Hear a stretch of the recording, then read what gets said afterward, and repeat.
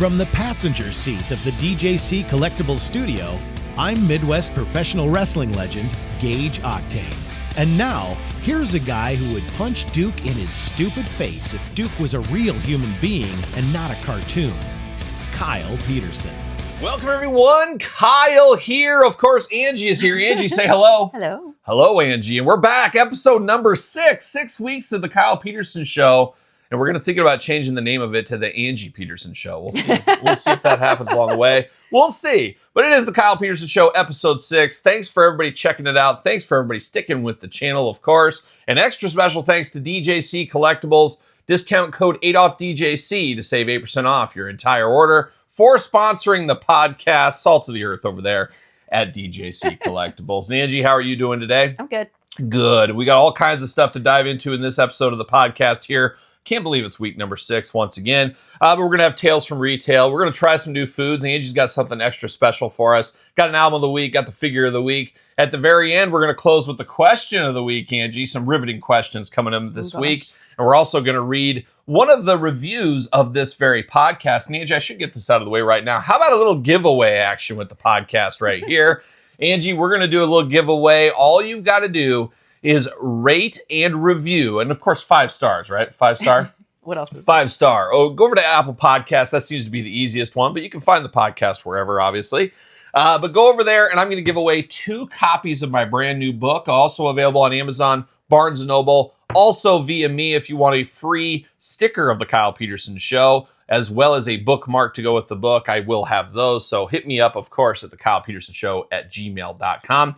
But if you want to win one of these books, we're going to give 2 of these away next week. Angie, you just got to go and you got to rate and review the podcast. Make sure you do that. And then email the Kyle Peterson Show and put your review in there too. And I will pick 2 winners for softcover edition of the book. And I will send that out and we'll announce the winners next week. But I guess, Angie, if nobody rates and reviews the podcast, guess what? There's 0 winners.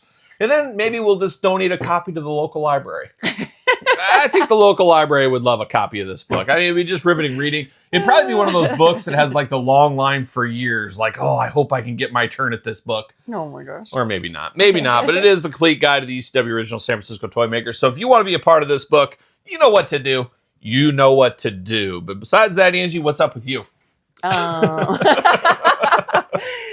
Oh, what is up? Angie's getting ready to go dress shopping today. She's looking for a spicy outfit. We got a hot date this weekend. Or wait, no, never mind. It's for Elle's first dance. Elle's first dance. And I don't know who she's going with. She's not going with anybody. No. She's going with friends. And they're all going to stand in the corner and just look at each other. Exactly. I don't see Elle getting down there and cutting a rug, if you know Elle. She's a little quieter, a little shyer, but hopefully she can find an outfit. We'll see what happens there. So that should be riveting entertainment for you going to the dress shopping and all that kind of stuff.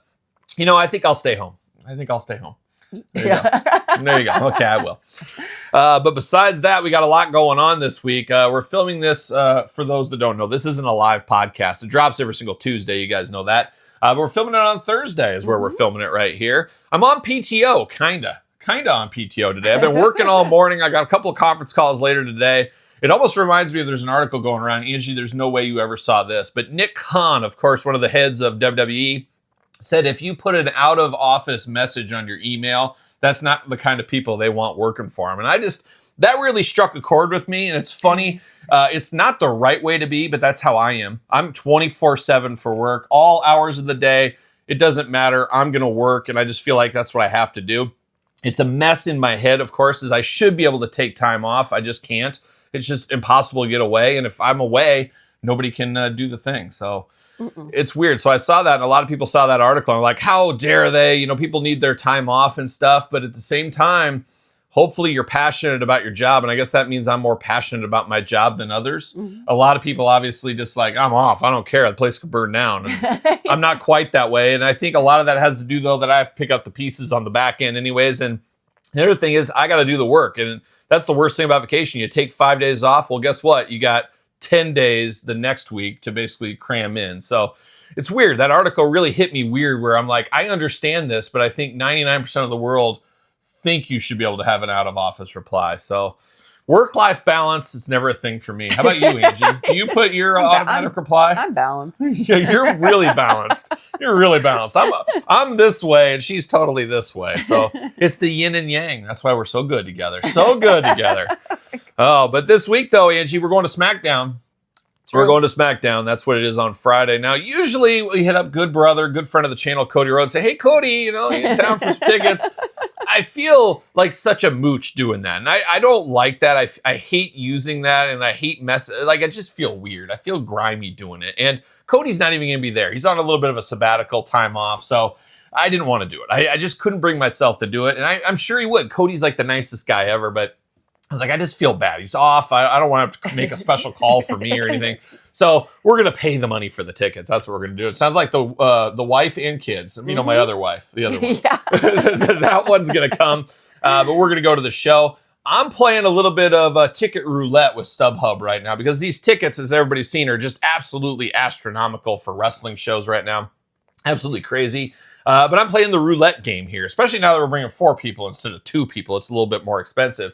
But we're going to see what kind of tickets. And I think I'm going to wait almost till showtime.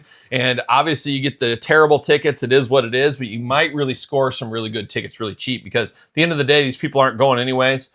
They're going to want to get some money better than no money. So might play a little ticket roulette on that one there. So we'll see what happens. We'll see what happens at Friday Night SmackDown. We'll see if I can entertain the kids at it as well. But it's right down the street, so it should be a good time. And then Saturday, looks like as of right now, Angie and I are going to Bacon Fest. Yes, Midwest tradition Bacon Fest. Cowboy Kyle always goes to Bacon Fest in full regalia, of course. Angie's never been to Bacon Fest. I haven't. And they got all kinds of stuff. There's like hundreds of different bacon samples. They're sampling all kinds of bacon, crazy bacon, chocolate bacon, sandwiches, you name it. There's entertainment. There's all kinds of stuff going on. It's truly a Bacon Fest. Angie, maybe we should do a live version of the podcast from Bacon Fest. I don't know about that. Oh, I don't know. We'll definitely vlog a bit. We could vlog a bit, and I guess have it in a toy hunt video. Or we can even do a separate Bacon Fest vlog, baby. Maybe we could do that. Did you say baby or maybe? Baby. Hey, baby. Maybe we could do that. So we'll see. But Bacon Fest, if you like bacon, it's a great place to be. I think most people like bacon. I like crispy bacon. Yeah. So do you? I feel like a little goes a long way. My arteries. Yeah, that's the thing. At the end of the day of Bacon Fest, you just never want to eat another piece of bacon ever again. They give you samples left and right all over the place. So I'm going to go to Bacon Fest. And then Sunday, Angie, I got a long day of filming. I just feel like I'm constantly behind on my videos, but I'm trying to get ahead, trying to get a stockpile. I got a long day of filming ahead of me on Sunday. And then, Angie, Monday, I have to go to Nebraska. Omaha, Nebraska. Oh, one of the most beautiful places in the United States, wouldn't you say? Is it? I don't know. But I am going to Omaha, Nebraska for work. And lo and behold, guess what's in Omaha on Monday? Monday Night Raw. How about that? And I'm actually going to go with a little wine and dining with a little work associate there. So it's going to be a work meeting with one of my customers. So that's interesting. Fun. So we'll see what happens. We'll see what happens there. But could be an action-packed couple of days. And then I don't even know where the rest of the week goes. And I'm one of those guys that have to take my calendar day by day for the most part. Okay, what do I have on the docket? What meetings do I have and stuff? And it's really a day-by-day thing. But that's what's coming up right there. So that is the housekeeping. Look for some Bacon Fest. Look for some Raw and SmackDown coverage, of course, on the YouTube channel. Make sure you subscribe to that YouTube channel as well while you're at it. Don't forget about the review, all that kind of stuff for the book. But Angie, now we got to get into something action figure related. I'm not sure if you're going to fall asleep on this one here. But I'm already very comfy in my seat right now. Well, feel free to take your pants off. Stay a while if you want to. It really is unfair that you can wear sweatpants or I'm not wearing gym any pants. Shorts. He wears gym shorts. I'm free balling right now. Should I stand up, show everybody? I got my major pod shorts on here today, but usually I'm just free balling behind the desk here. Nobody knows what's going on. I'm gonna wear sweatpants. Now, I got a little friend down here as well. you just stay down there, lady. But Angie, it's time to dive. So don't fall asleep on me here. But we're gonna do a deeper. We're gonna do a deeper dive. And I'll deeper dive you later. We're going to do a deeper dive into exclusives.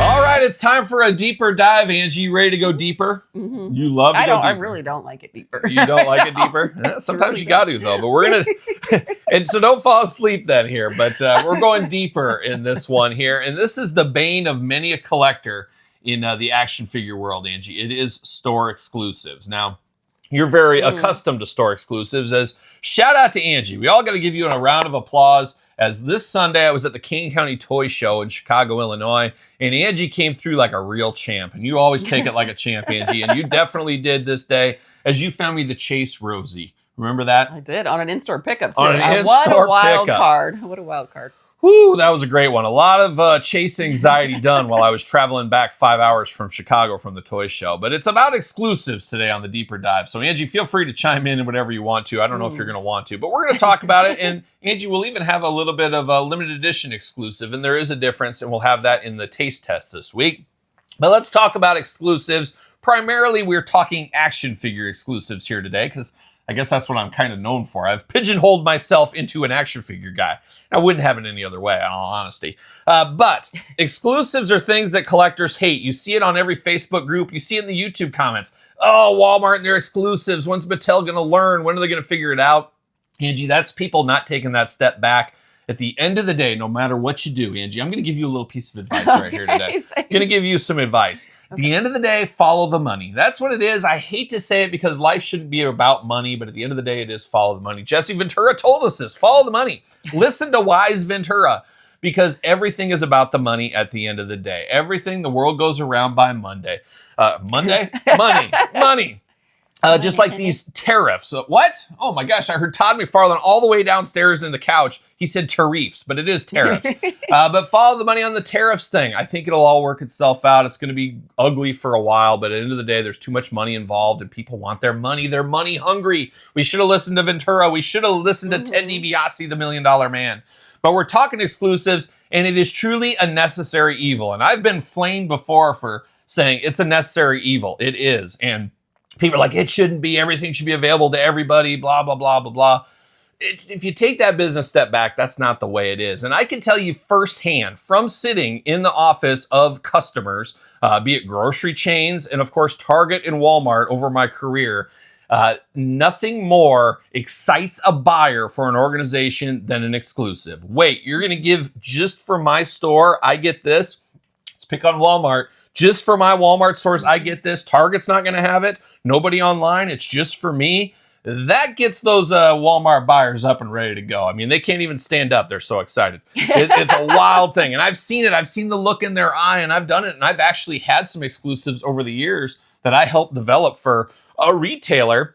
And you thought it would have been amazing, and it flopped hard. Angie, I guess I'll tell about it. And I don't know if you remember this at all. But everybody's probably heard of Little Bites. Entenmann's Little Bites. You ever heard of those? Well, once upon a time, there's the big box. There's the deluxe box that has like multiple flavor, or it just has one flavor. It's all chocolate chip. It's all party cake. It's all whatever, fudge brownie.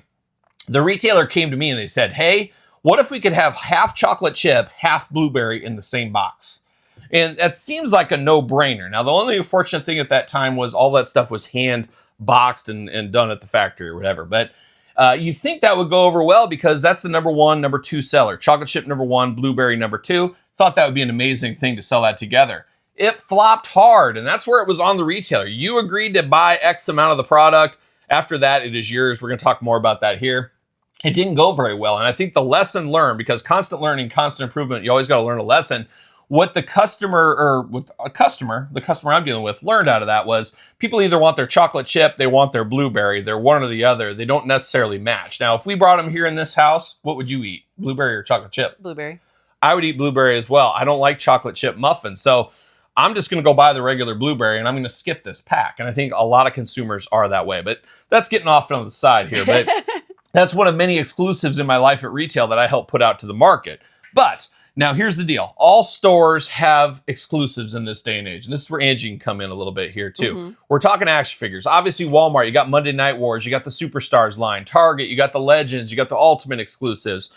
Ringside has exclusives. Big Bad Toy Store, Entertainment Earth. Kmart, Toys R Us back in the day had store exclusives. And talking action figures here, but Angie, there's probably like a clothing brand that is exclusive to a retailer. Like Martha Stewart has her own pots and pans that are only available at Walmart or whatever. The Pioneer Woman, you know her? She's wild. She's crazy. She's a wild redhead, but she's got all this Walmart exclusive stuff. So what is the point of these exclusives? Well, it's for that Target or Walmart saying, hey, come to my store because I have the Martha Stewart living stuff that Walmart does not have.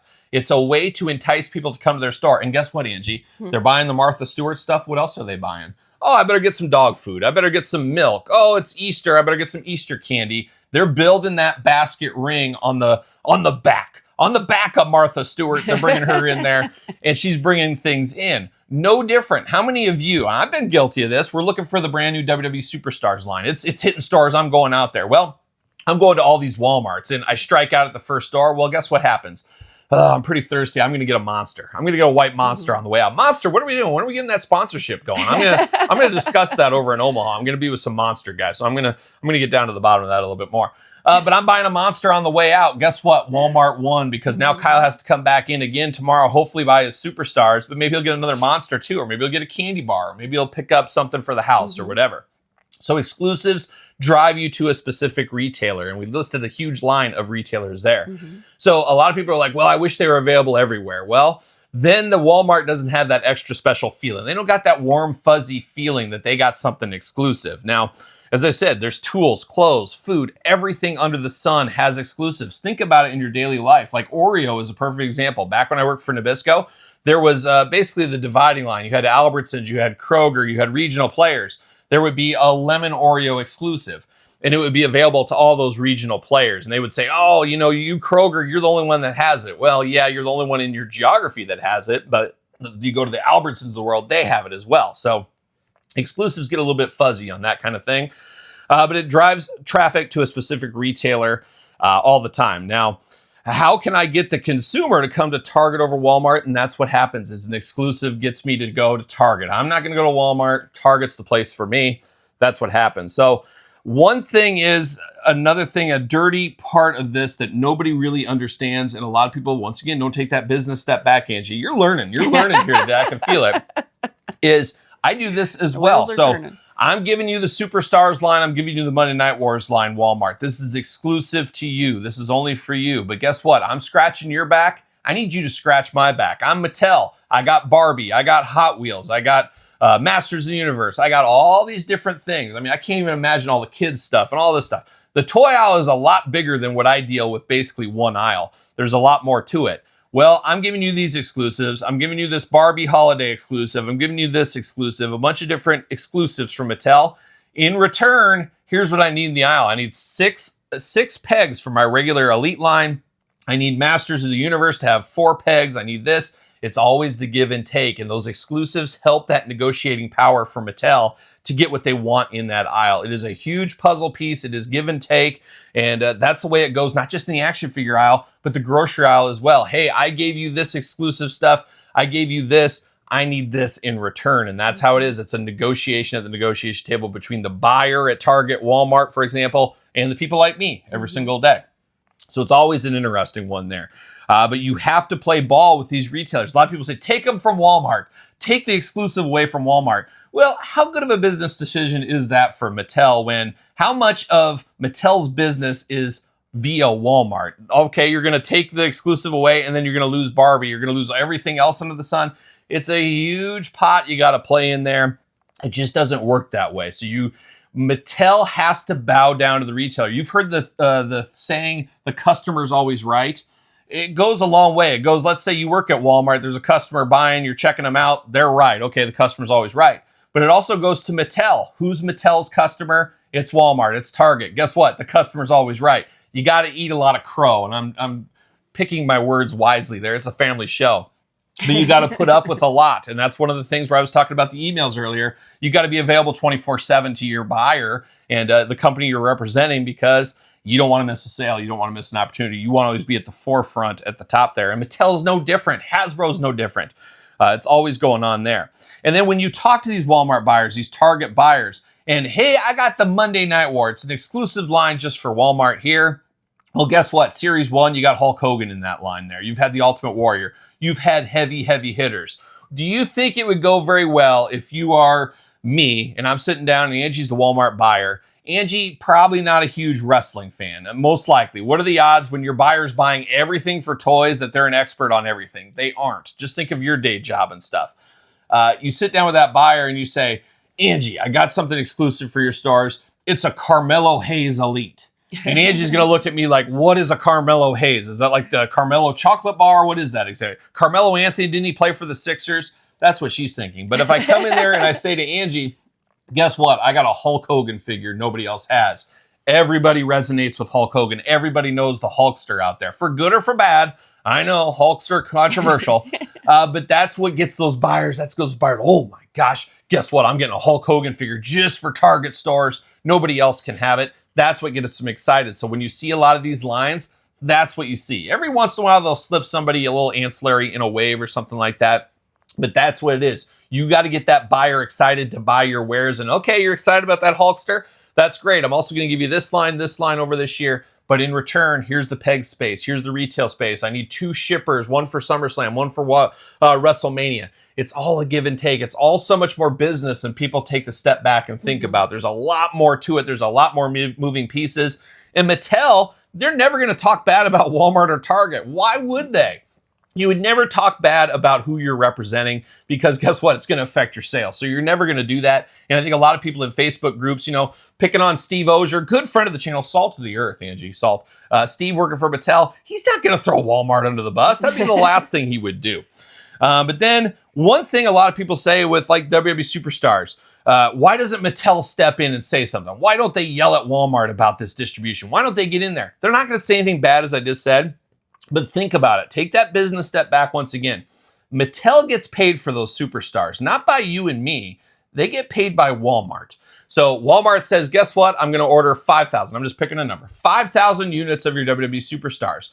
Mattel's like, hey, great. With that, I get more product space. I get this. I get sales. And guess what? I give it to Walmart. It's their problem now. It's 5,000 units to Walmart. We've been paid. We're counting our money. We're good. It's Walmart's problem now. Now, Mattel obviously wants to stand by their product. They want to make sure it's good and all that stuff. And they would love it because guess what, Angie? Mattel, Hasbro, Mondelez, crap, whoever it is in the world, they want every dollar out of your wallet. They want every penny out of your pocket. They want every penny you have. But at the end of the day, Mattel's going to say, hey, Walmart bought X amount of units. It's their problem now. They're moving on. They're counting their cash. And now Walmart, it's up to them. Mattel's not going to step in. They got paid already. They got other fish to fry. They got more sales they're going after. Walmart is up to get these people out to the customers and whatever.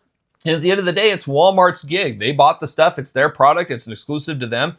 They can do what they want to do with it. And if they don't want to sell it, they want to dump it all in the garbage, they can do that. And I do sometimes think, and I think a little too deep on this end is, I think they want some of this stuff a little bit more limited so you'll keep coming into the stores repeatedly. I think that's maybe a little bit conspiracy theory, but if you're a hardcore collector, you're coming to all these Walmarts every single day and you're buying ancillary stuff as you're working through there. So it's an interesting dynamic if there ever was one. But at the end of the day, you got to remember on exclusives, Hasbro, Mattel, whoever, they already got paid. They're not going to step in it. They're not going to fight it. It's Walmart's issue. And it's up to Walmart or Target to figure it out to get to their consumers at that point.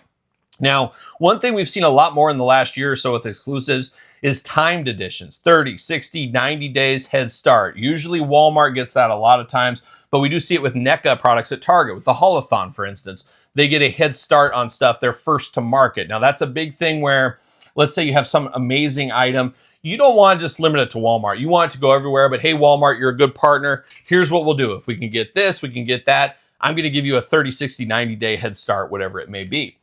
Just seeing that in the bread business right now with Sara Lee half loaves. I don't know if you've ever heard of these things. Walmart got a 60-day head start on all of the retailers. So that goes on not just in action figures, everything across the board. So that is one thing, I think, another tool in the toolbox that's going to be used a lot more in the future instead of just a dedicated exclusive.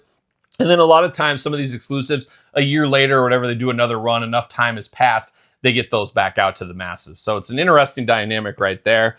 One other thing that has happened in the last year or so, Hasbro started first with Hasbro Pulse, selling exclusives like Target, selling the exclusives the same time on Hasbro Pulse as Target. Now, the fast rule on that is Target gets to ship first. Now, not always happen in that way, but Target usually gets to ship it first. We're now seeing Mattel Creations getting the Monday Night Wars doing kind of the same thing over there. So very interesting. Obviously, it's all at the negotiation table. Obviously, Walmart, Target would be pretty mad if we have this exclusive, it was sold as ours and it goes somewhere else. but I'm guessing that has been worked out with the retailer. If not, they're really playing Russian roulette a little bit right there. But it's an interesting thing, the exclusives world. And I think, obviously, I have too much time on my hands to think this deep into this kind of stuff. But you see the comments, you probably, if you see Facebook groups, you see stuff, you see posts on YouTube, people don't take the whole business step back. They just think, I want a figure, I should get it right now. And one thing we got to remember about action figures, too, is part of the fun, at least it is for me, is the thrill of the hunt, not knowing what I'm going to get. If I could get everything I wanted every single time I went to the store, I don't know if it would be as fun. So we always have to remember that as well. But Angie, here, put you on the spot now. Any fun exclusive items you ever remembered, like from any kind of like clothing or anything? Anything ever get you go to the store because I could only get it here? I don't think so. I'm sure there's been a beauty brand, a makeup, a comb, a hair dryer where you said, oh, I can only go to Ulta, and that's why I'm going to go here. I don't think so. You've never been drawn to an exclusive.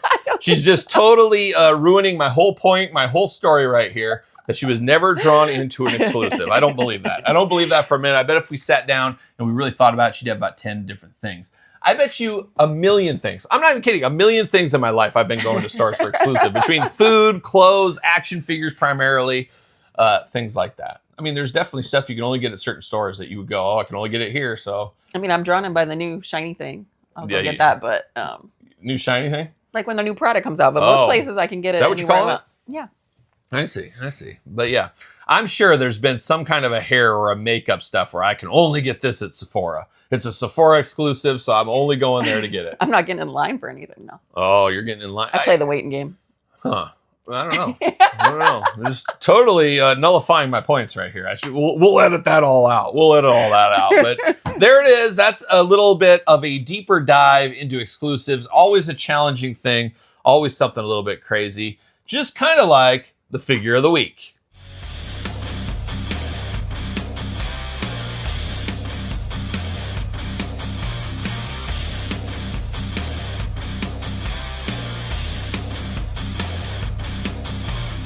All right, time for figure of the week. And one of these weeks, I forgot to do it, but you're going to just get a random figure and you're going to stump me and put it out here. Make me talk about a figure of the week. So we'll do that one of these times here. But once again, got a figure picked out. And this one is going to go along a little bit with album of the week this week. Grab this from the collection. We love a tie-in. We love a tie-in. I love to tie all kinds of things. But we do have today from Trick or Treat Studios, a little bit of a sleeper company out there, which is really on the rise, as we've seen at San Diego Comic-Con and things like that. We're going to the big boy. We're going to Papa Part 2, of course, from Ghost. Reviewed this on the channel, of course, I don't know, a year ago, 6 months ago. What is time? I'm not exactly sure. Cutie. This one I display with my Masters of the Universe. Hot Toys Lando. Shout out to Lando Tim Merritt. I put all that stuff with those together. I put all my larger scale figures together. Now, I'm an OG Ghost fan here, and I guess we'll talk a little bit of that in the album of the week here as well. But I go way back with Ghost for good and for bad, and like I said, we'll talk about it here. But this figure blew me away because they were diving into the larger scale, and I wanted to see what all the fuss was about. I jumped in, and I was blown away by this one. Now, it does feel a little bit like a Barbie doll, maybe a little bit better than a Barbie doll. It does have a little bit of Hot Toys feel to it as well. So one thing about the Hot Toys that we know, smooth as butter in the joints compared to Mondo, where it's a roll of the dice sometimes with these Mondos. Sometimes they break on you in the middle of your review and you melt down, you flip your table over. Didn't have that problem with this bad boy here, but man, Papa is pretty cool, definitely scary, definitely spooky, definitely a conversation starter if there ever was one. It would be interesting to see if they make the rest of them in this scale. Now, Super 7 has been making Papas, and I just recently got one. Stay tuned to that review on the channel, the brand new Papa from Super 7. But a very, very cool, detailed figure, a guy that's got some shelf presence right here. And I'm very excited to see where Trick or Treat Studios goes in the future. Now, they got a lot of RoboCop line, House of a Thousand Corpses. The problem is some of the scaling is different than what I want. I want, the 1/12 or the 1/6 scale primarily is what I'd like to deal in. They're a little bit smaller in some things. So going to be a very interesting next couple of years for this company. I'm very excited to check out their booth at San Diego Comic-Con this year as well. So we'll see what happens. But this week, in honor of the new album from Ghost, we're going with Papa Part 2 from Ghost from the Trick or Treat Studios as the figure of the week. But now it's time for you to shine, Inch. It's time for you to shine. It's time to try new foods because it might taste good. Try a little bit of this and a little bit of that. A little bit of this and a little bit of that. We gotta try new food because they might taste good. It's time to try new foods because it might taste good. And Angie's got an all-timer here today, Angie, don't you? Got an OG. Got an OG. And one I got to say, honestly, I'm not a huge fan of. And I used to work for this company once upon a time, and I've never been a huge fan of it. But Angie, roll it out. What are we dealing with today? Brand new. Chips Ahoy limited edition ice cream sandwich. Ice cream sandwich, limited edition Chips Ahoy. Now, I think we've all had a Chips Ahoy at one time or another in our life, either soft, chewy, or regular. To me, I'm just not a huge fan of the mass market cookies for the most part. I do prefer the chewy over the hard. But Angie, how about you? You like it hard or you like it chewy? I don't know. You can go both ways. You can go both ways. I knew that. So this is chewy with a vanilla cream inside. Okay, so this is this is chewy with a vanilla cream. Is that playing all the hits for you? Yes. That's how you like it? Okay, I understand. I understand. So we'll see how this one tastes, but I've never been a huge Chips Ahoy fan. I feel like they lost their way, but there has been articles in the grocery industry, which I'm sure a lot of people are checking out, food market news, the supermarket news, and things like that, like I am. Just riveted to that kind of stuff, of course. But they said Chips Ahoy has done some reformulation in the last couple of years and some new products as well that has risen their sales. So kudos to Chips Ahoy and the old cookie battles. I've been a part of those cookie wars for many years, and it was dangerous wars. But I am happy to report, some grudges never die. We did put the boots to Keebler back when I was with Nabisco, and Keebler ended up having to go through warehouse. They could no longer be direct store delivery. So Mondelez, Kraft, Nabisco, whatever you want to call it at the time, did win the war against Keebler. Those elves had to retreat to their trees. And, we won once and for all. And I should tell the story. It reminds me. I should write it down. Hanging elf. One time I was at a sales meeting, and a guy hung a Keebler elf from a noose. Maybe we'll tell that story once upon a time. And it was a dangerous day. So maybe we'll tell that in a future Tales from Retail. I got a somber Tales from Retail this week. But we'll talk about that here in a little bit. But how about back to the ice cream Chips Ahoy? Now, Chips Ahoy's had a lot of exclusives over the years. And I'm dating myself here. I'm going to go back about 14, 15 years. They had a whole line called Ice Cream Shop. Do you remember these at all when I brought samples home? There was mint chocolate chip, a dulce de leche. There was a lot of fancy ones. And unfortunately, absolute dogs did not sell at all. Now, this one is a limited edition. I mentioned this earlier. Exclusive, limited edition, definitely different. Exclusives only to one retailer or maybe a couple of retailers, depending. Limited edition, available to everyone, but for a limited time. Now, sometimes you get a limited edition exclusives, but this is a limited edition, probably available for about 90 days or so, and that's what it is. Now, we've talked about that, I think, in this segment before. A lot of times, these things maybe don't taste the best, but they know everybody will try them once, and then they move on to a new flavor, try them once. We see that with Oreos all the time. Keep turning and burning, keep bringing people in because they want them to try it, and everybody will try something once. You'll try everything once, right, Angie? You've never turned anything down one time. I know for a fact. I can personally attest to that. Me, on the other hand, I turn down a few things every once in a while, but not Angie. She's a trooper for sure. But Angie, we're going to dive into this. And Angie, you said there's 2 ways to eat this one? Well, it says chill for a treat, so I opened them ahead of time and put 2 in the freezer. Okay. Should I have put them in the freezer or just the fridge? I don't know. Either way, it says chill. So it is an ice cream sandwich, though. It makes sense you would throw it in there. And some people like the cream gooey, like all over your face, like just back and forth, dripping down. Some people like that. You do occasionally. But also some people do like it really just hard and right in there. So it's going to be interesting how this cream all ends up shaking out. But I think we need to try the regular edition, and then we'll try the frozen one second. How about that? Okay, sounds good. All right. Now, summer edition, so available just for the summer, probably, at your local supermarket. 140 calories. 1 serving equals 2 cookies. So basically, we're going to eat 2 cookies right here, 140 calories. So we'll have to do a half hour on the treadmill to burn those calories back. 9.9 ounce. Vanilla cream. Did they have any others, or was this the only one? No chocolate cream? Okay. 140 calories. Anything else here? Beat the heat with the chill summer treat for Chips Ahoy recipes. Nah. Chewy ice cream sandwich inspired. Now, Angie, do you like a traditional ice cream sandwich? Yes. All right. Dive in. Okay. Now, we're going to rate this out of 5 as usual. Let's give it the old sniff test. Smells like chemicals. Smells like pesticides. I don't know. Oh, a little cheers. We should do one of those where you put your arms around. Okay. Well, there we go. Oh, yeah. I didn't get any cream in that bite. It's like so rich already. It just doesn't need the cream for me. I'm not a huge fan of vanilla cream either. I know you love it. You love a That's shot so of it, a little sweet. squirt of cream. I like more of a chocolate cream or a peanut butter cream. It like makes your cheeks squeak. It's like it's very sweet. Woo! I don't know. Not good, not bad. I mean, I would never eat one of these like normally. This is just not what I crave. I usually crave a beef jerky or something like that. I like a stick. I like a stick of meat in my mouth. What can I say? You like You a do too. savory. You're a savory guy. Yeah, we both like sticks of meat in our mouth. All right, what are you going out of 5 on that? And then we'll try the other one. We'll rank it too, see if it tastes better. I mean, it's not bad. That's why I feel bad giving it a low rating, but it's like sickeningly sweet. I would never like eat it. Like I couldn't even finish that. Couldn't even finish it, and you usually finish the job all the time. I don't know. I'll give it Out of 5.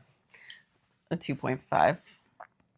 We're pretty much in the same wheelhouse. I'm going to go a low 2 out of 5. It is what it is. Worth trying once, I guess, especially if you like an ice cream sandwich. Doesn't taste like vanilla ice cream at all to me either. It tastes like frosting, so it's like too much. Just tastes like frosting. But It's too rich. now let's try one of these frozen jobs here. One of these frozen guys. Okay. Still smells the same. Just No. Oh. Now, much better frozen. Killing it. Way to go. It doesn't taste like cake frosting when you freeze it. It actually tastes like It's vanilla. less sweet. It's It weird. is. And it tastes more like an ice cream sandwich when you bite into it because it's a little bit hard right there. Way better chilled. No, the age-old thing, Angie, you still like it better hard than soft. Yep. Well, there you go. They're going in the fridge at least. I think you just store them in the fridge, probably. I tell you what, I don't think you need to freeze it. what would you give it? Now, you gave it a 2.5. What are you giving the cold ones, frozen? 3.2. I'm going to go 3.5 out of 5. Way better. That's a way better. Huge So if you difference. do buy these, throw them in the freezer. Way better. Even fridge, I think it'll be. Way better. I mean, that Hold cream, night and day better for the cream. Mm-hmm. It's nice and hard. So It's like when you eat pineapple, you know? Night day better for the cream. yeah, I know exactly. I know exactly what you're meaning. There's a little hint for you. I'm just so sick of pineapple juice. But I just keep drinking it every single day. It's a lot, but whatever it takes. Whatever Costco it has it takes. in bulk if you need it. Yeah, whatever it takes. I'll help you out. But there it is, Angie. Not bad. A good find. We got a few things stockpiled as well. We got some crazy stuff. We're always going to get to the more pertinent stuff that just came out, but we do have a few things up our sleeve for the future. It's almost like a wizard sleeve, I think, if I'm not mistaken. Oh my God. But now we're done with the taste test, Angie. You know what comes up next? It's time for Album of the Week.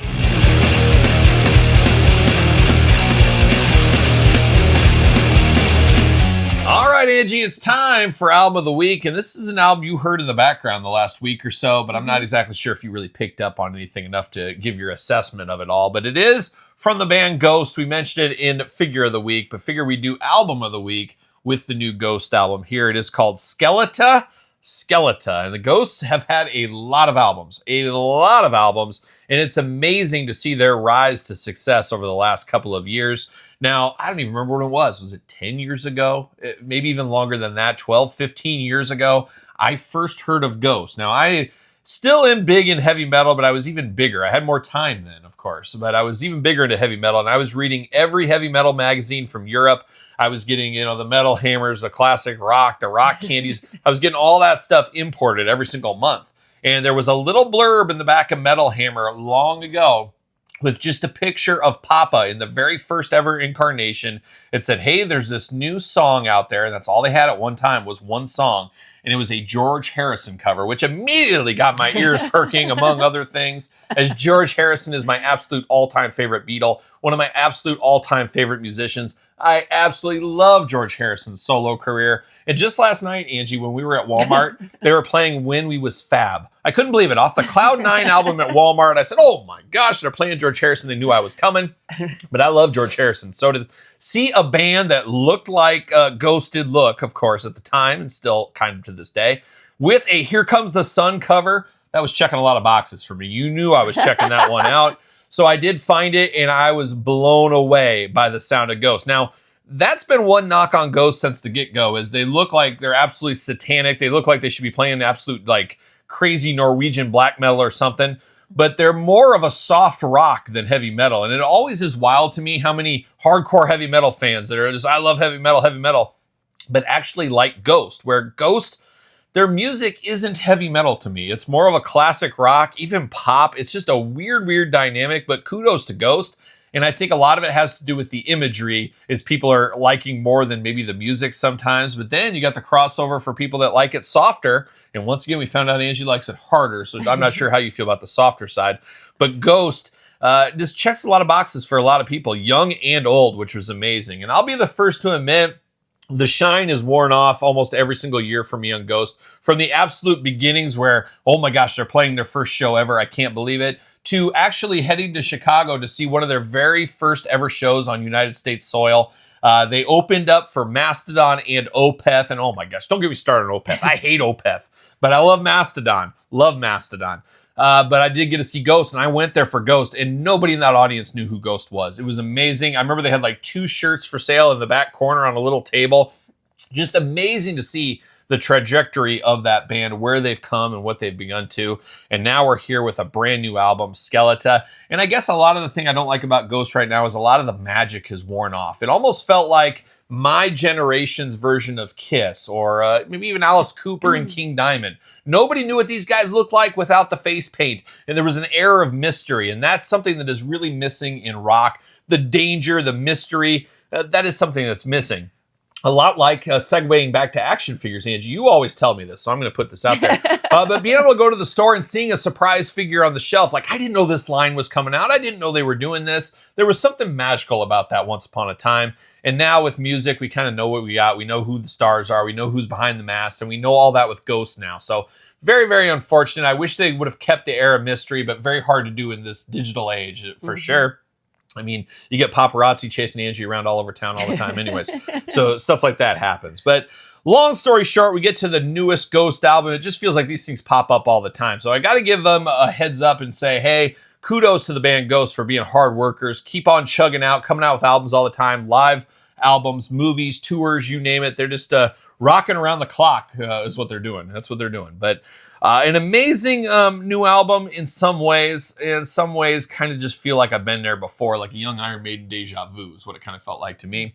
Nothing too heavy, and that's kind of par of the course. A little bit just even keel, soft rock. And it's funny, if anybody ever asks me, Kyle, what's Ghost sound like? I always say, you know who I compare them to? Blue Oyster Cult. And Blue Oyster Cult, you've heard of them, right? Of course, Godzilla, everybody knows that one. Everybody knows Don't Fear the Reaper, of course. Burnin' for You, another classic. I would say that's the holy trinity of Blue Oyster Cult. However, Blue Oyster Cult has a deep catalog, an amazing segment of albums, and it's wild. They were at the top of the house, top of the charts in the 70s, and just kind of forgotten in this day and age outside of those 3 classic songs.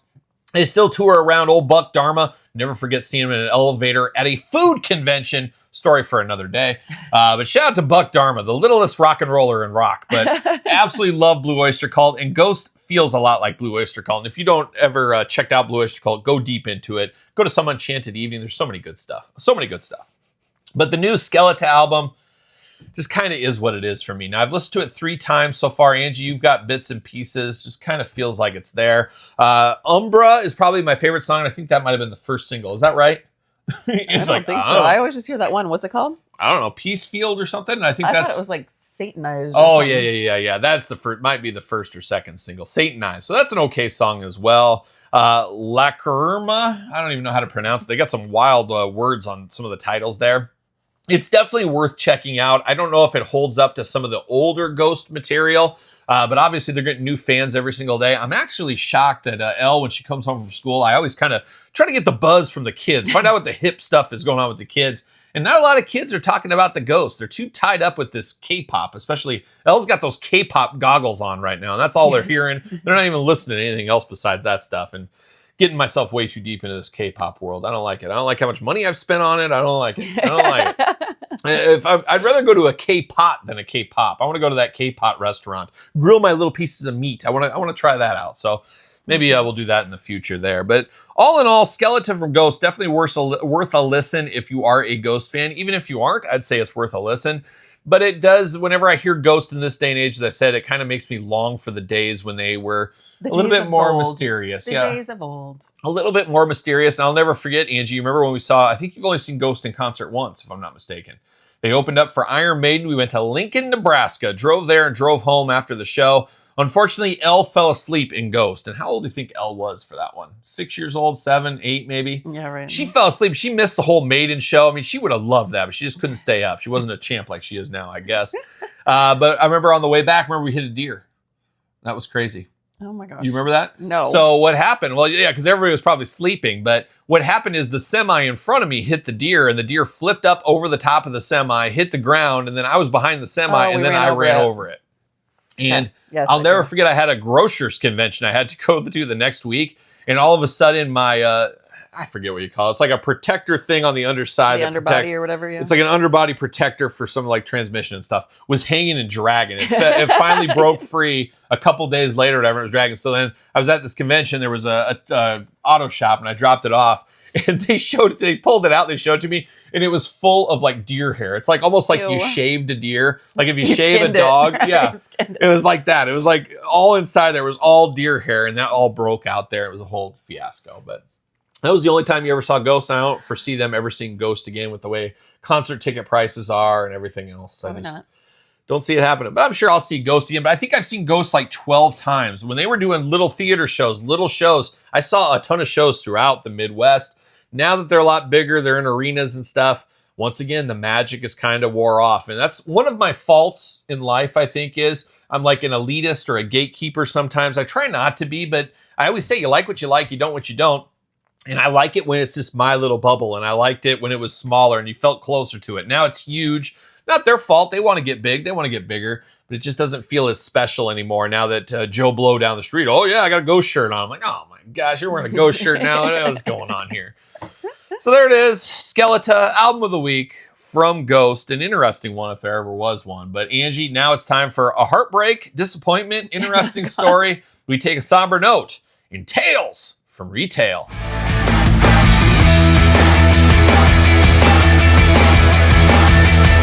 All right, Angie, it's time for your favorite segment. It is Tales from Retail, and a lot of positive feedback after last week's. Who knew lemon chicken could be so exciting? Oh, gosh. Yeah, there was a lot to that story. There was a lot going on. I'm still living these Tales from Retail. There was a lot going on with that lemon chicken story. There was a lot of people saying, I've never had lemon chicken before. I'm going to give it a try.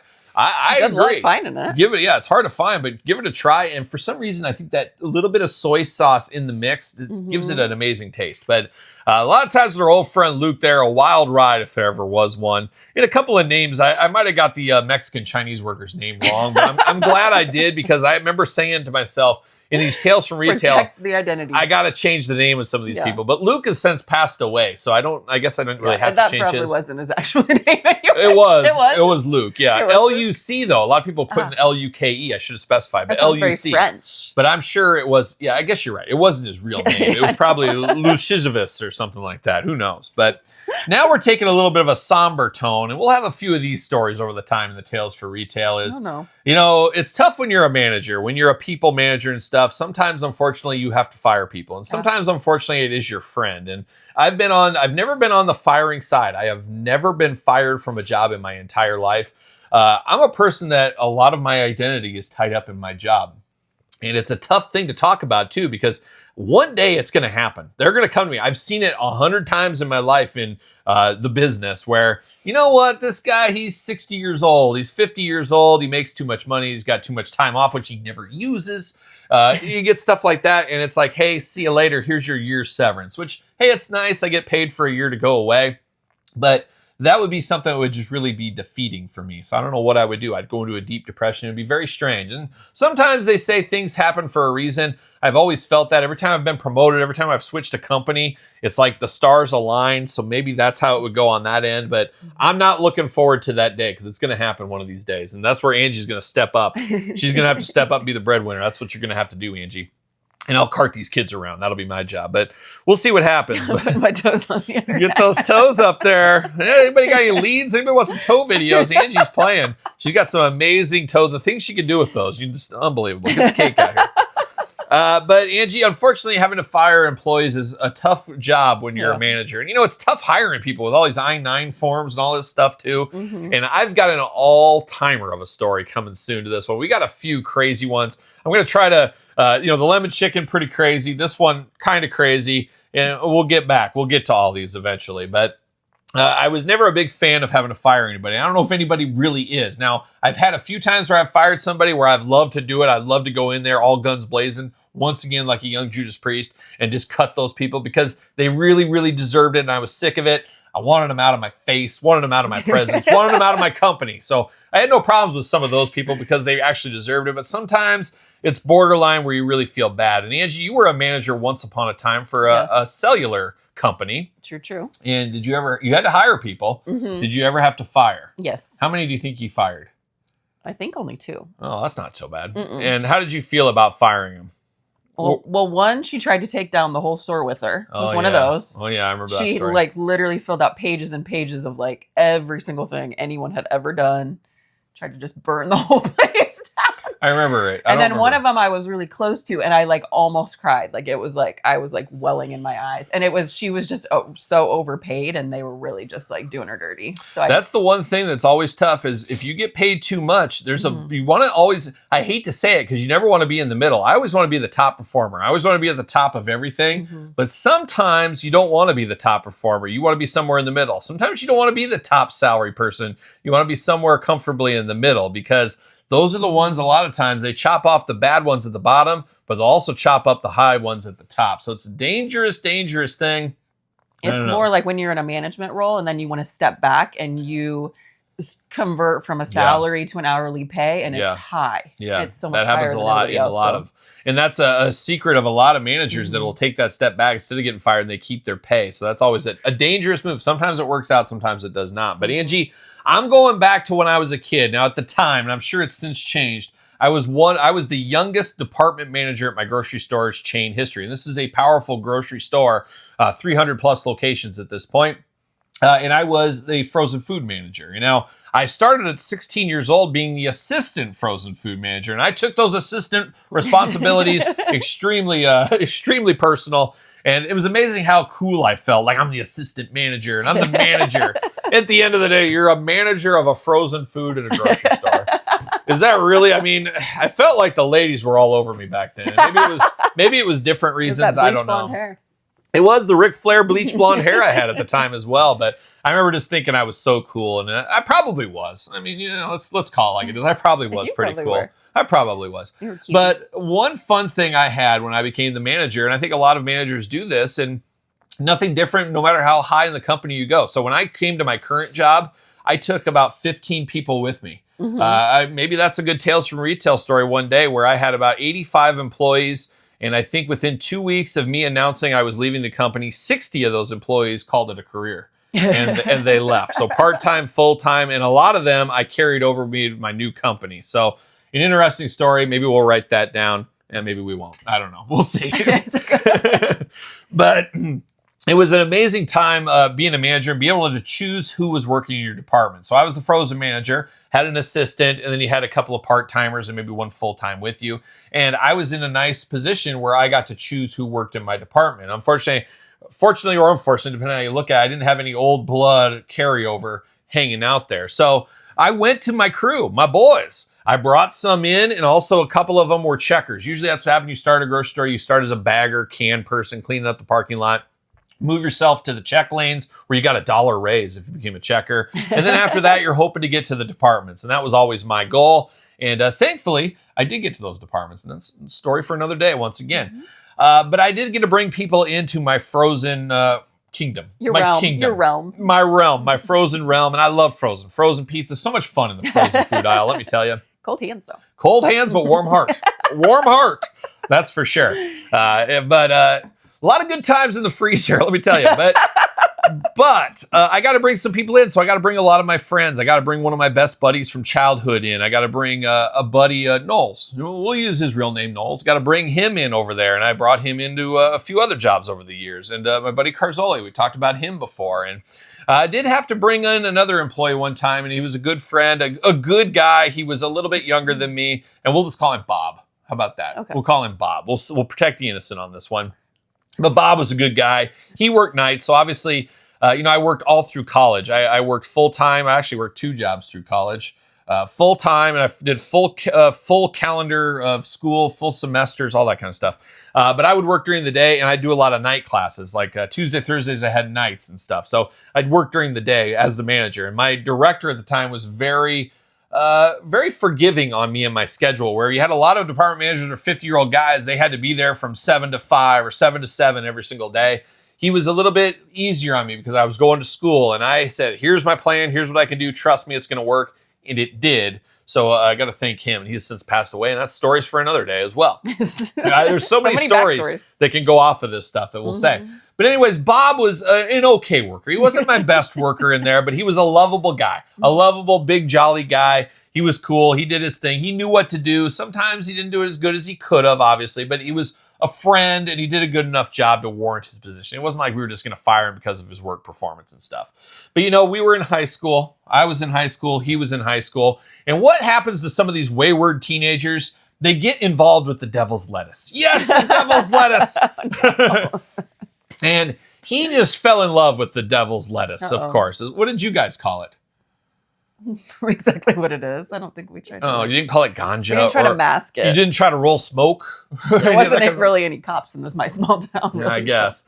But I've never been a drug guy. Never been for me. I've never even had a cigarette touch these lips.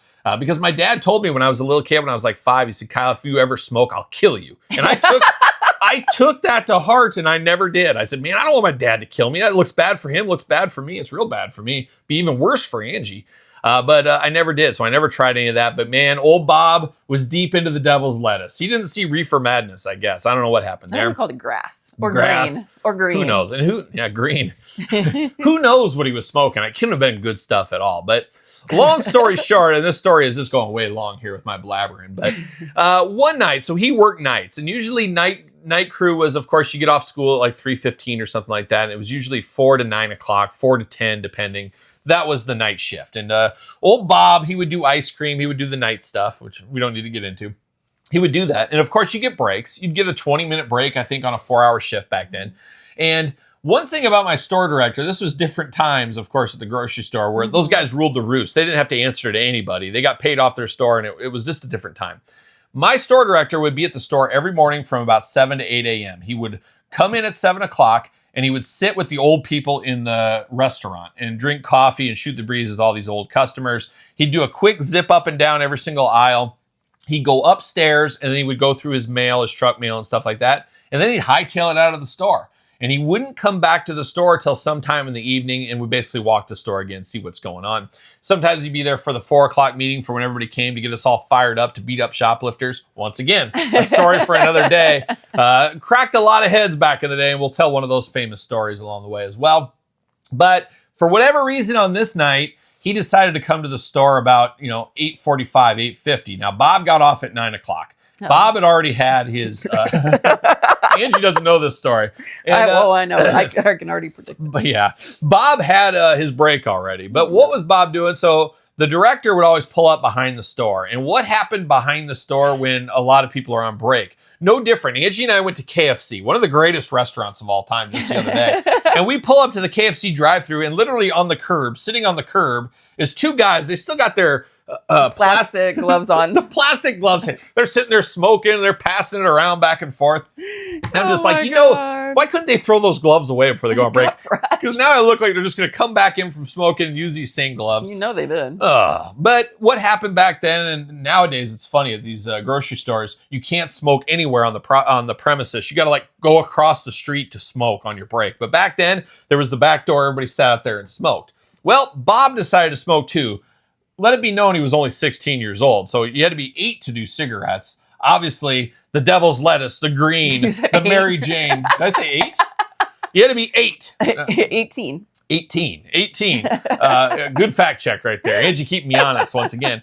But he was 16, so he was not even okay to smoke, let alone, of course, marijuana out back. Grass. And there he is sitting there and smoking weed literally 5-10 minutes before he's off for his shift for that day. He's literally off. And he didn't expect the director to roll up, but at the same time, this is before cameras, everything else. But stupid anyways. But the store director walked up. Oh, hi, Bob. Looked at him. And the director was no saint either. He knew his stuff. So he knew what was going on. And he went back upstairs. Nothing happened, anything like that. So Bob, I think, thought he was in the clear and all this kind of stuff. Well, guess what happened the next day when Kyle rolled into work at 8 a.m.? I got called up to my office. Or I got called to the director's office. I'm like, oh, what is this about? What's going on?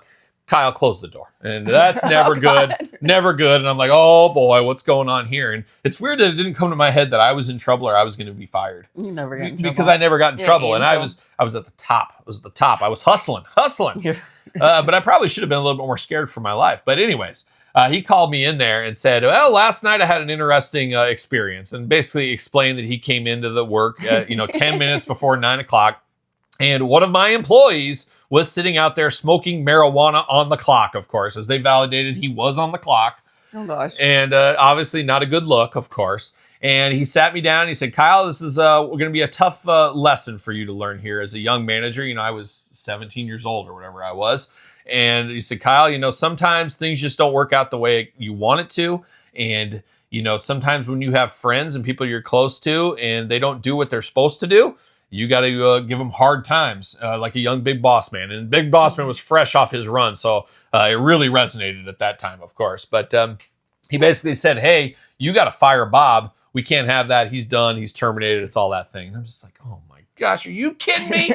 Are you kidding me? And I remember, and it just sucked, too, because I did have another friend that was a checker that I knew I could move into the department that wanted to, and he was just kind of waiting for a spot. So I wasn't too concerned, because I've said it a few times in my life as managing people, especially when you have an army of people all over the state. Sometimes a body is better than nobody. Wasn't the instance here, but it felt bad. I'd never had to fire anybody before. And it's funny as I think about it now, it's like he was getting fired from a job he was making like $8 an hour. It wasn't really the biggest deal in the world. It's not like this guy had a wife and kids and was making $200,000 a year or something like that.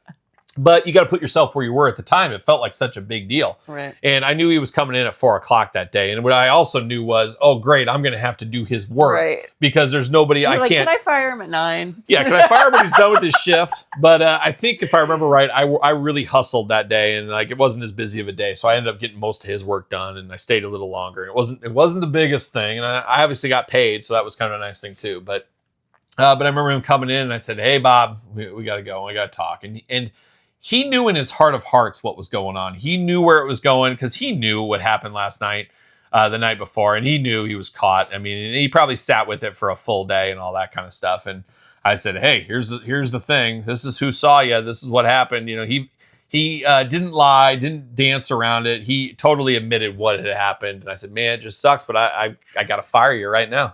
You're done.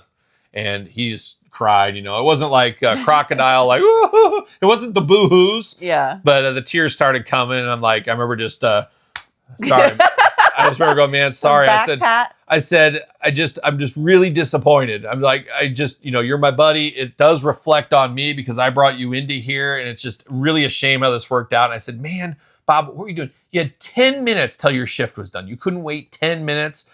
And he's like, I know, it's just terrible and stuff. And the bad thing about that too was he really spiraled into a lot of drugs and kind of stuff like that. And I think really caused a lot of calamity into his life. And actually one late night, there's a late night pizza place, Big Tomato. You know it. Okay. I take the kids there a lot at night. Love me a Big Tomato pizza. And I actually ran into him and, gave each other a big hug and no hard feelings. He knew, like, I was nice about it. It was what it was. Still, I would say he's a friend. I still like the guy, but I could tell he'd been on a hard road, and he just got out of the hospital, and his mom was with him. So he's had a tough road, unfortunately. But that's the thing. That's what happens. That's why you don't start that stuff when you're young, and it carries over. And I don't even know if he graduated high school. I think he might have went to like the GED or something, like the troubled school or something. And there's so many cliffhanger stories I go through because I came from the mean streets of the West Side. You've seen the Junction. You've seen where I've crawled up out of. But all my friends from elementary and junior high, there was only I couldn't even count on one hand how many actually graduated high school. All my buddies, they dropped out. They called it quits. My dad would have killed me if I dropped out of high school. Oh my God. I can't have met my grandma. Oh my God. It sucked that, like a lot of my friends, you came at that crossroads in your life where do I go with the trouble or do I go the straight and narrow? And you go the straight and narrow, thankfully. But Yeah, that's a story for another day. But Poor Bob. But yeah, I felt bad for Bob having fire, and that was my first ever experience having to fire some. I've had way crazier stories, and we'll get into those in the future. But you'll never forget your first, like Angie said last week. You always remember your first. And that was a tough day at the old office, the old salt mines, and it was a shocking day for the rest of the team as well. But then we got a little young up-and-comer to take his place, and all was right in the world. So they're a little bit of a somber tales from retail, but if you've ever been a manager, you've probably been through it. Maybe not as weird as that, but you've been through it somewhere along the line. The older you get, the harder it gets too. I don't know. Now I've got a heart of nothing. Well, if the people you're firing are old, that makes it real. There's nothing worse when you got to fire an old man too. Oh my gosh, yeah. Because where are they going to go? Where are you going to start over at 55s? Yeah, there's a lot. Yeah, it's a lot. So there it is.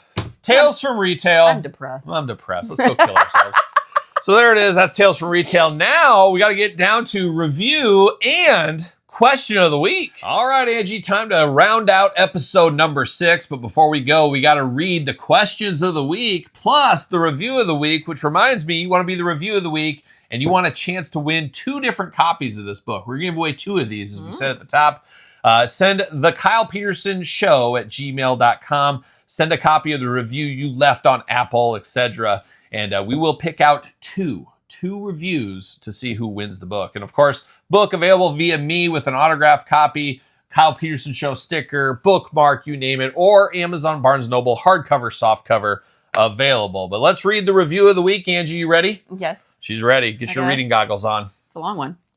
Vigo BTBW. I was pretty much day 1 subscriber to Kyle's YouTube 5 years ago, so the podcast was a sure thing for me to add to my weekly listening to. Fun listening with Kyle and Angie every week, and each episode is something different. The food tasting experiment is the best.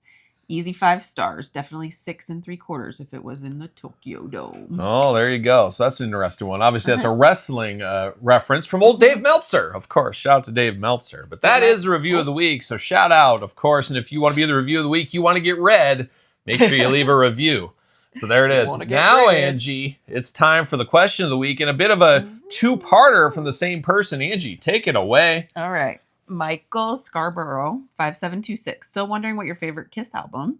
Also, did you listen to Ghost's new album? We covered that. We got the answer to the Ghost one in this very episode here. But favorite Kiss album, and Angie, you can't name a Kiss album, I don't think. Crazy Nights? No. Crazy Nights, I guess. There you go. Crazy Nights. But of course, Kiss, a lot of people think I like early Kiss, maybe later Kiss. I like right in the middle Kiss. That's where I like my kisses, right in the middle, Angie. Just remember that for later. My favorite Kiss album of all time, I want to say it's a deep cut. I don't know if it really is, but it is Creatures of the Night. Of course, early 80s masterpiece from Kiss. Their heaviest album as well. Eric Carr on the drums. Love me some Creatures of the Night, but I like some of the earlier stuff. Obviously, that's where a lot of the hits were. I think the first Kiss album is a sleeper. That's one of my favorites as well. But I also like the Hot in the Shade, some of that kind of stuff. And my first ever Kiss album I got was in 5th or 6th grade, and it was Kiss Alive 3. That's where I started my Kiss journey. So that's a strange point to start, but yeah, you got to start somewhere, I guess. Who knows? But that was my first Kiss album. But yeah, Creatures in the Night is the one I go back to the most. I love that album. Wrestling fans, of course, know the song War Machine, the theme song for Taz in a lot of ways. So a lot of fun, but Creatures in the Night all day long, twice on Sunday. There you go. Part 2, Angie. Okay. Great podcast, Kyle and Angie. Big question, Crocs. Big yes or big no? Also, do you think Super 7 will give us a shipwreck? Do you think they will? I don't know. This is, what's a shipwreck? I don't know. I don't know what's going on with Super 7 and their G.I. Joe line. One of the lines I was the most excited for in the last decade, probably. I've always dreamed of having a G.I. Joe line that looks like the cartoons. That's what that Ultimate was. Some amazing figures, some terrible figures, and all points in between. But we haven't really heard anything in like a year. So my guess is that line is probably done. I don't know for a fact, but it feels like that's probably the way it is. So I'm just going to say no. But I would love a little Hector, little shipwrecked along the way. So shout out to Hector Delgado, of course. But now, Angie, the big part of this question right here, though, is what do you feel about Crocs? I think I know your answer, but should I go first? I feel like it's a yes and a no for everybody. Is it? It's a hard no for you, maybe. Hardest of no's ever. I would never be caught never, dead in a pair of Crocs. I have a pair, but I only like wear them in the yard or if like I'm washing the dogs or something. They're not a shoe I wear in public. I would never be caught dead. That would ruin my reputation at work, on YouTube, everything. The kids wear them. Now, that's what I was going to say. The kids love Crocs. And it's funny, as Elle and Emma, they wear the same shoes. They're either wearing their Chucks or their Crocs. They're wearing the same thing. They always coordinate those two. But they love Crocs. But my gosh, I would never. I remember the first time I saw Crocs, I said, "Oh my gosh, is this what the world has come to? Is this what the world has come to?" I don't know, but I would never be caught dead. But of course, you own a pair of Crocs now. Yeah. If you had to guess, how many pairs of shoes do you think you own? 100. 100? More than that. You know, way more than that. I bet you have 100 at least in this closet right here. I don't know. In our studio, of course, that we built, of course. They used to be a dining room. Did it? I don't know. I don't think so. But oh my god. But I bet you Angie has 500 pairs of shoes. When you take shoes, sandals, 500. dress shoes, your Croc collection. Oh, please, please. And you have one pair. I don't think I've ever seen you wear Crocs. What color are they? A hot pink. Hot pink. Oh, you should wear those to the supermarket. It'd be amazing. But yeah, a hard pass for me. I would never be caught dead in Crocs. I usually wear my Chuck Taylors, my Vans, my checkered Vans, repping the Cheap Trick. And then I also have some red Nikes. I love a red pair of shoes. Even though people call you a child molester from time to time, I do love a red pair of shoes. And I have a few other pairs as well, but that's my primarily go-tos. And you'll never see a Croc in that rotation, for good or for bad. You don't wear sandals.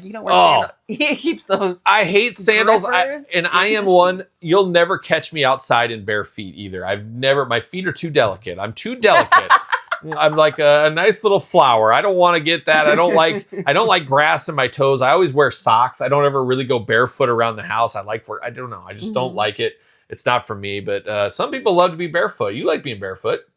Yeah, I hate it. No barefoot for me, and that is episode 6. Once again, you want to be the question of the week, leave it in the YouTube comments or email it to the KylePetersonShow@gmail.com. Check out my book. Check out Angie's book that she's working on. Maybe in the future, we'll see. But check out the Patreon and YouTube channel memberships for early access to these videos. Of course, the podcast, all my reviews online, and your best way to support Angie and I's channel right here. Because it's yours. I guess if I die, it's your channel. So that's the way it goes. It'll die with you. It'll die with me. Probably will. But you just got to know how to turn these videos on, because I got hundreds of videos over there early for everybody. So you want to be able to see those and get those out to the world, of course. It's like I'll die and you'll have about a year's left of videos on the back end. So it'll be great for everybody, of course. But check out the Patreon, check out the YouTube channel memberships, check out the book, and of course this podcast every single Tuesday. Make sure you do subscribe, make sure you do review. And Angie, episode 6, how about we do it again next week with episode 7? Yep, I'll see you next week. Okay, until next time, see you guys all real soon. Well, are we gonna dance or are we gonna play? We're going to the end of the line.